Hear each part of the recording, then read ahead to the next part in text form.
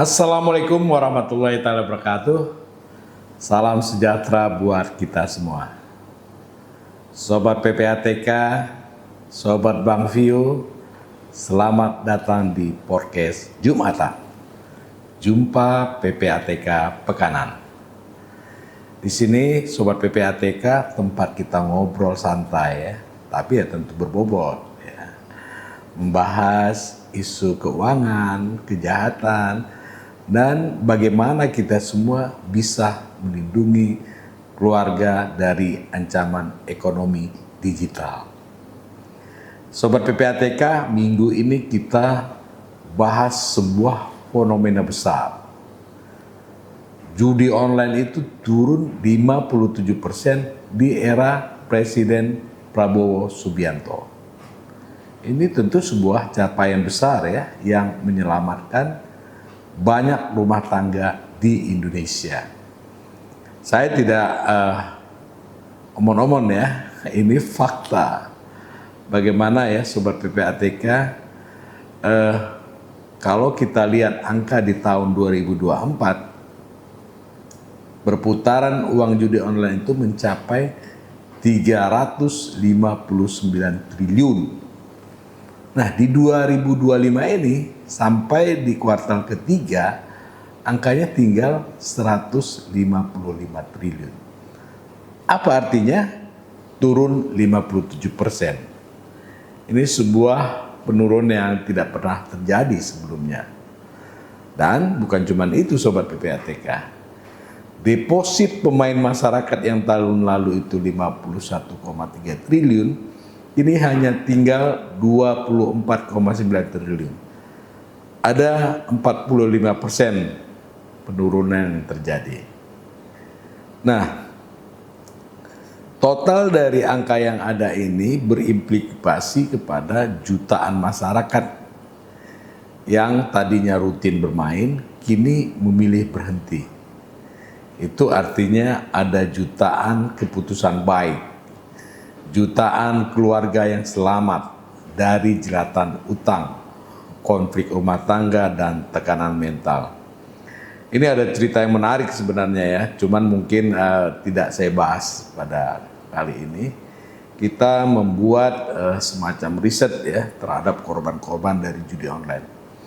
Nanti akan saya sampaikan ke Sobat PPATK apa hasil dari riset yang kita lakukan. Nah, penurunan yang terjadi ini Sobat PPATK adalah buah dari asta-cita Bapak Presiden Prabowo yang secara jelas menekankan perlindungan kepada masyarakat dari kejahatan digital. Ayo kita lihat apa yang sebenarnya terjadi Sobat PPATK. Penurunan besar ini bukanlah sebuah kebetulan. Ada 3 kekuatan utama. Pertama, kolaborasi lintas lembaga. PPATK bergerak bersama Kominfo, OJK, Bank Indonesia, Polri, dan semua instansi terkait yang tergabung di dalam Komite Nasional Pencegahan dan Pemberantasan Tindak Pidana Pencucian Uang, atau biasa dipanggil dengan Komite TPPU, di mana Pak Yusril Ikhsan Mahendra sebagai ketua dari Komite TPPU. Tentu di dalam negeri kita bangun sebuah kolaborasi yang luar biasa baik, juga kita bangun kerjasama internasional. Ini kita lakukan dengan Financial Intelligence Unit atau PPATK yang ada di negara-negara lain, khususnya di wilayah ASEAN. Ada PPATK Filipina, Myanmar, Kamboja, Singapura, Thailand, dan negara-negara di Asia Pasifik. Bahkan kalau uangnya luar sampai ke Amerika, itu kita kejar juga tuh. Kita bekerja sama dengan FIU-nya Amerika, FinCEN ya. Kalau di Australia itu ada namanya Austrek ya. Nah, ini FIU ini kita galang ya. Jadi kemanapun uang itu mengalir kita kejar. Dan yang lainnya tentu transaksi keuangan yang ke situs ilegal itu ditutup ya. Sekarang sudah 2,4 juta platform yang ditutup oleh Komdigi ya sampai akhir Oktober ini. Lalu ada rekening-rekening robot juga ya. Ada alur dana cross border yang kita putus. Kemudian data intelijen dan teknologi. PPATK, perbankan, Komdigi dan lainnya itu terus memantau dari waktu ke waktu setiap gerakan yang mencurigakan. Pola deposit kecil tapi sering ya, pola transaksi ke e-wallet tertentu sampai IP address itu menjadi objek yang diperhatikan secara serius. Dan kata-kata pesan untuk dalam pengiriman uang itu banyak juga yang aneh-aneh ya. Pakai kata-kata bismillah lagi, semoga menang. Nah, itu sering itu kita temukan sobat PPATK.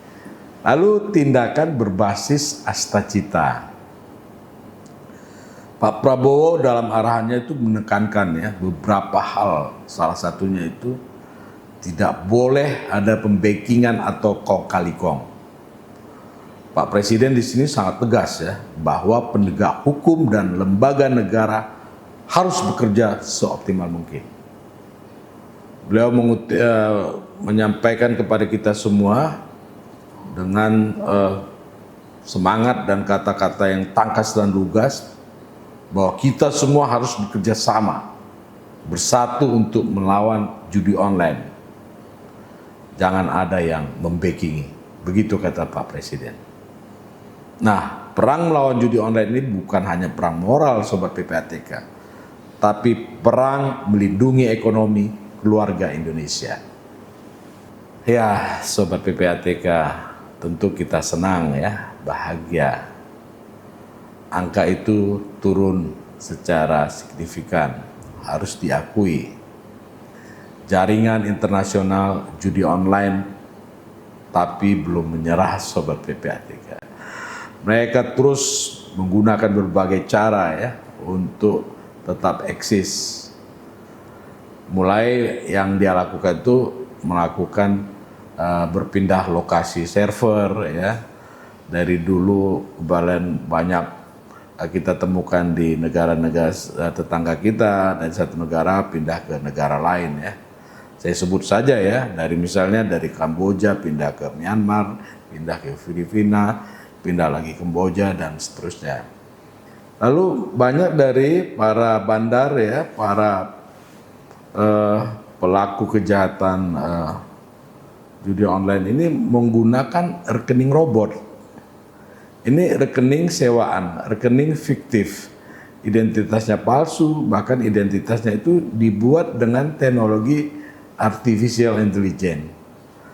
Hanya untuk satu tujuan, menyembunyikan jejak dari para pelaku bandar judi online yang ada.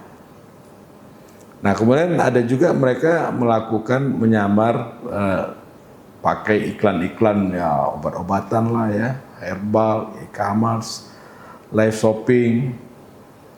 Nah, itu bisa banyak kita lihat di Facebook, TikTok, atau banyak iklan palsu yang ujungnya mengarah ke situs judi online.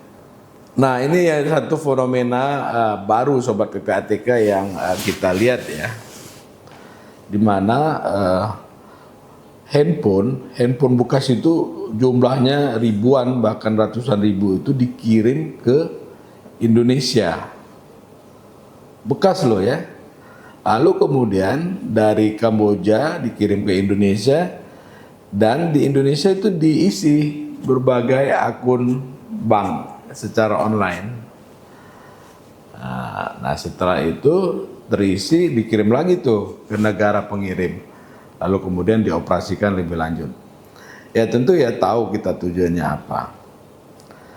Yang lain itu sobat PPATK, banyak juga pelaku kejahatan itu menggunakan pembayaran QRIS ya, Quick Response Code Indonesian Standard, untuk mereka menampung top up ya, menampung uang untuk bermain judi, lalu kemudian QRIS juga dipakai untuk menyamarkan uang hasil kejahatan yang ada.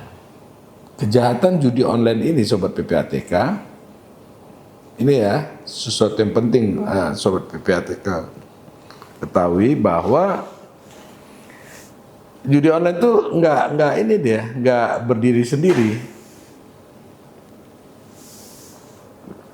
Dia terhubung dengan tindak pidana lain. Misal ya, tindak perdagangan orang. Tindak pidana perdagangan orang. Nah, itu kan banyak case-case yang kita lihat di media ya. Bagaimana orang-orang itu dikirim ke negara tetangga dengan diiming-imingi kerja manajer inilah itulah, kemudian di sana dijadikan operator untuk judi online. Ada juga narkoba ya, senjata ilegal, penipuan investasi, pencucian uang lintas negara, atau juga uang hasil kejahatan itu diinvestasikan di bisnis yang benar, membeli hotel misalnya. Nah, perbuatan ini Sobat PPATK itu menjadi kenapa judi online itu disebut sebagai silent killer bagi ekonomi nasional. Karena itu kejahatan satu membuat kejahatan yang lain bisa berkembang. Begitu. Nah, lalu apa dampaknya bagi keluarga kita Sobat PPATK?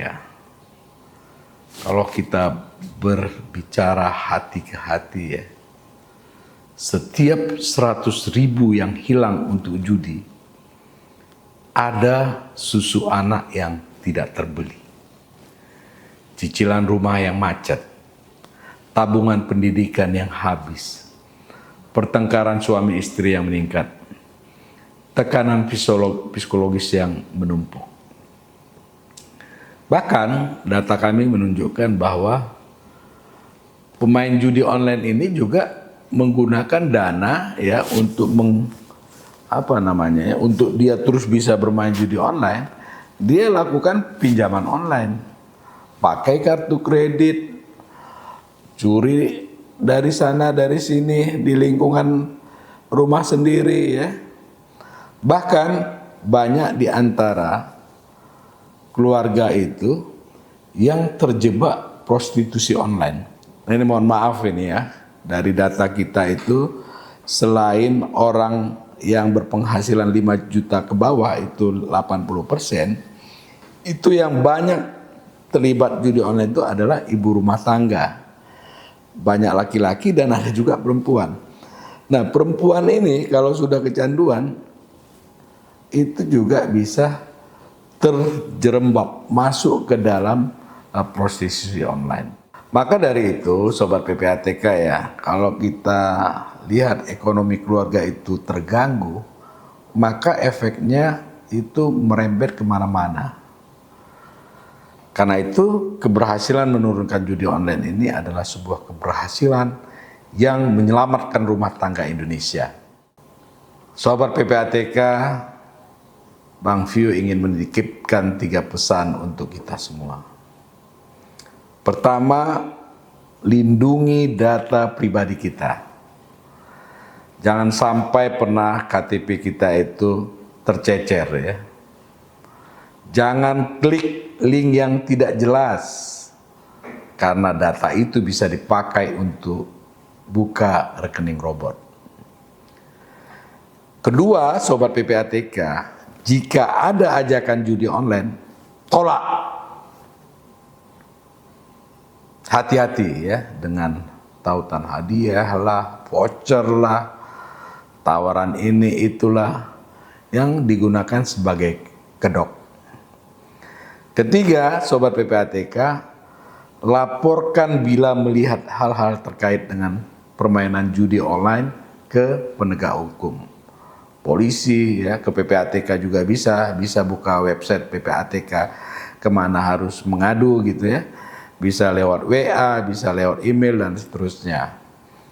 Dengan demikian kita bisa bantu selamatkan keluarga lain.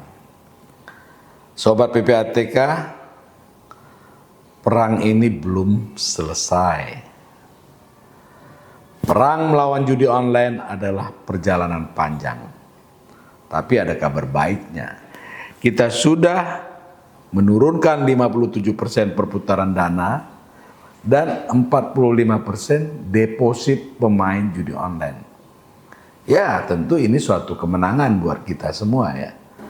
Tapi juga bukan alasan kita untuk lengah. PPATK bersama seluruh lembaga negara akan terus mencegah dan memberantas judi online. Uang yang hilang mungkin tak akan kembali, tapi masa depan keluarga kita harus tetap terjaga. Saya Bang Vio pamit. Terima kasih sudah mendengarkan podcast Jumatan. Jumpa PPATK Pekanan. Sampai jumpa minggu depan. Wassalamualaikum warahmatullahi wabarakatuh. Kalau bersih, kenapa harus risih?